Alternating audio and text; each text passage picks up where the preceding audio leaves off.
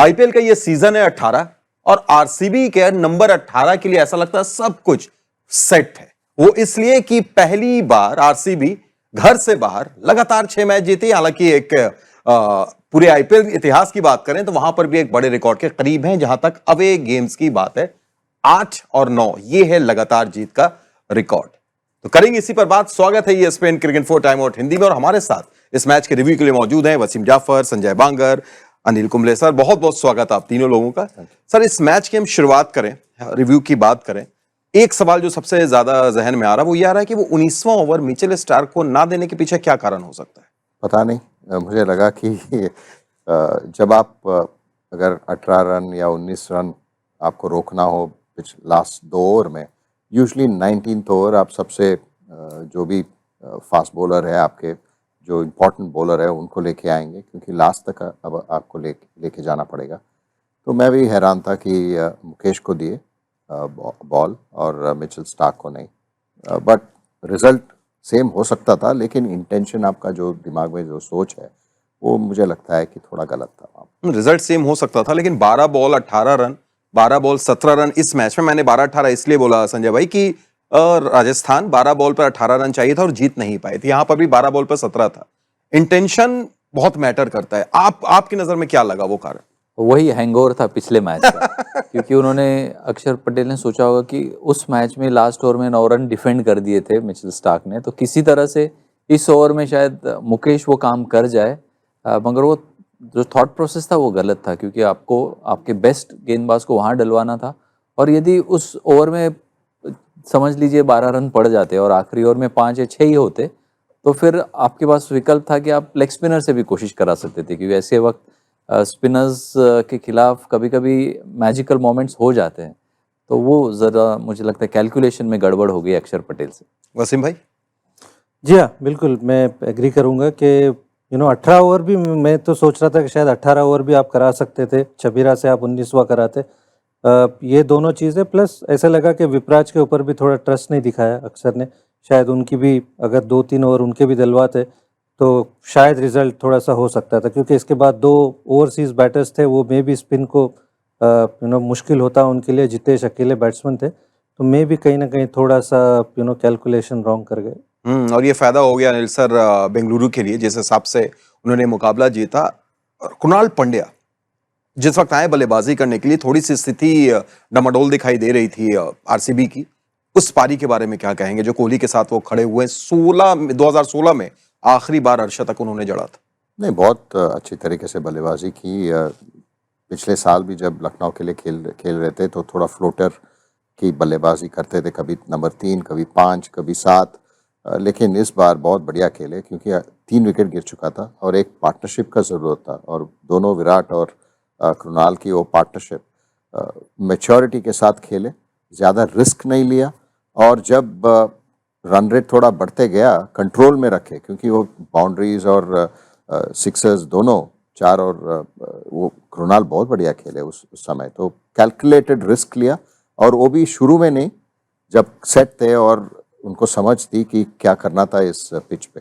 और संजय भाई साथ साथ अगर हम अब देखें, एक उनकी जो टैक्टिक्स थी, दोनों मिलकर कुलदीप यादव के खिलाफ उन्होंने कोई अटैक नहीं किया, उनको विकेट नहीं दी। ये कितनी अच्छी रणनीति दोनों की तरफ से, कोहली और पंड्या। देखिए, ये 2 चीज़ें बताती है। एक तो कुलदीप यादव का स्तर कितना बढ़ गया है, क्योंकि एक समय ऐसा था जब सुनील नारायण या राशिद खान के खिलाफ ऐसी टैक्टिक अपनाई जाती थी कि आप उनको प्ले आउट कर जाएं, आप 24-25 रन भी मिल जाए तो बहुत बड़ी बात है। तो कुलदीप यादव का कद बहुत बड़ा है, और उसके अलावा समझदारी बताई है दोनों ही खिलाड़ियों ने कि ज़्यादा चांसेस लिए नहीं, और बहुत ही अच्छे तरीके से उनको खेल के निकाला। कृणाल ज़रूर कोशिश कर रहे थे थोड़े से हिटे मारने की, मगर विराट कोहली उनके खिलाफ बिल्कुल सामने, विकेट के सामने mid on mid of, long on long off पे खेल के सिंगल बटोर रहे थे।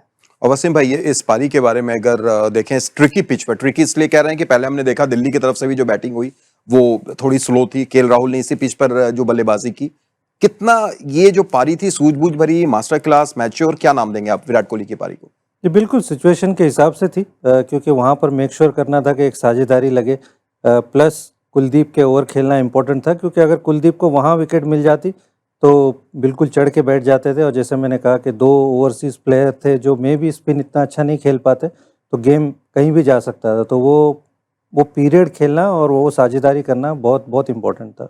सेम चीज अनिल सर, अगर राहुल के सिनेरियो में आप देखें, हम विराट कोहली की पारी को एक सूझबूझ भरी पारी बोल रहे हैं, पर राहुल की वो पारी आप कैसे देखते हैं? उन्होंने भी स्ट्राइक रेट 105 ही का उनका था। नहीं, जब आप पहले बल्लेबाजी करते हैं तो आपका दिमाग में यही रहता है कि जितना मैक्सिमाइज हम करें रन स्कोरिंग, तो शायद वो कोशिश कर रहे थे कि मारे, लेकिन नहीं लगा। अगर उस समय अगर आउट हो जाते तो फिर शायद उनका पारी भी मुश्किल से 160 भी पहुंचते, लेकिन थोड़ा चांस ले सकते थे बीच के ओवर में, कैलकुलेटेड रिस्क ले सकते थे, क्योंकि अगर आप पहले बल्लेबाजी करते हैं तो फिर आपको स्कोर का अंदाज़ा नहीं रहता है, तो इसकी चक्कर में थोड़ा रिस्ट्रिक्टिव खेले, क्योंकि विकेट गिर गया था और सरफेस में भी थोड़ा ट्रिकी था। सरफेस ट्रिकी थी। और अगर पॉइंट्स टेबल पर आप नजर डालें तो यहाँ पर आरसीबी नंबर 1 पर पहुंच चुकी है। और अगर बात करें तो संजय भाई, सिर्फ नंबर 1 पर पॉइंट्स टेबल में यह परिवर्तन नहीं हुआ है इस दिन, मतलब जब दिन शुरू हो रहा था इस मुकाबले का, तो जीटी नंबर 1 पर थी। उसके अलावा आप ये देखें, ऑरेंज कैप जीटी के सुदर्शन के पास था, पर्पल कैप जीटी के प्रसिद्ध कृष्णा के पास था। लेकिन अब रात होते होते ये सारी चीज बदल गई। नंबर 1 पर पहुंच गई आरसीबी, ऑरेंज कैप कोहली के पास, पर्पल कैप हेजलवुड के पास। ये कितना बड़ा बदलाव! अब बहुत अच्छा बदलाव है और मतलब परिवर्तन संसार का नियम है। तो उसी तरह से कल भी आप देखेंगे, कल जीटी खेलेगी तो शायद ये भी परिवर्तन हो जाएगा। यानी आप पहले ही से प्रेडिक्शन कर रहे हैं कल जीटी फिर से वहां पहुंचेगी? नहीं, मजबूत टीम है और हमने काफी बिल्डअप किया है कि राजस्थान रॉयल्स को हम बैक करें, थोड़ा सा उठाया उनको। तो देखते हैं कल क्या होता है। बट ये T20 है, आईपीएल में काफी सारे मैचेस है, तो ये ऊपर नीचे होता रहेगा। मगर अब जो टॉप 3 के ऊपर टीमें दिखती है वो मुझे लगता है बहुत ही मजबूत है, दावेदार है टॉप 4 में फिनिश करने के लिए। सेम चीज वसीम भाई, आखिर में अगर प्रेडिक्शन आप तीनों से हो, ये टीम, ये दोनों जो अभी देख रहे हैं इस पॉइंट्स टेबल में नंबर 4 की टीम, क्या यही 4 पहुंच रही है या कुछ परिवर्तन आप देख रहे हैं? टॉप 3 तो मुझे ऐसा लगता है कि आरसीबी, मुंबई और गुजरात, ये मुझे लगता है कि क्वालिफाई हो जाएगी। मुझे ऐसा लगता है चौथी टीम शायद पंजाब होगी। दिल्ली को आपने दरकिनार कर दिया। मौका है पंजाब के लिए, पहला 4 वैसे ही रहेगा मुझे लगता है। मौका है पंजाब के लिए, क्योंकि पंजाब वो टॉप तीनों के साथ भी खेलना है। आरसीबी के साथ खेल चुके हैं, लेकिन बाकी मैचेस खेलना है, तो फिर मौका है। लेकिन मुझे लगता है कि दिल्ली वहीं तक रहेंगे, वही 4 रहेंगे। संजय सर, दिल्ली? मुझे लगता है दिल्ली अभी भी काफ़ी मजबूत है, क्योंकि स्पिन में काफ़ी ताकत है, तेज़ गेंदबाजी अच्छी है, बल्लेबाजी भी काफ़ी मजबूत है। तो ओवरऑल ऐसा लगता नहीं है कि दिल्ली इतना बड़ा ड्रॉप करेगी उनके परफॉर्मेंस में। अभी भी 5 मैच जीते, 5 मैचेस बाकी है, तो उम्मीद यही करते कि उन 5 में से कम 3 जीते। चलिए देखते हैं क्या होता है। फिलहाल आरसीबी के फैंस काफी खुश हैं, क्योंकि नंबर 1 पर पहुंच चुकी है आरसीबी और बहुत कम देखा गया है 17-18 सालों में। फिलहाल बहुत बहुत शुक्रिया अनिल सर, शुक्रिया संजय भाई, शुक्रिया वसीम भाई आपका भी। और आप भी अपनी राय हमें जरूर दीजिए और देखते रहिए ESPN cricket 4 time out Hindi.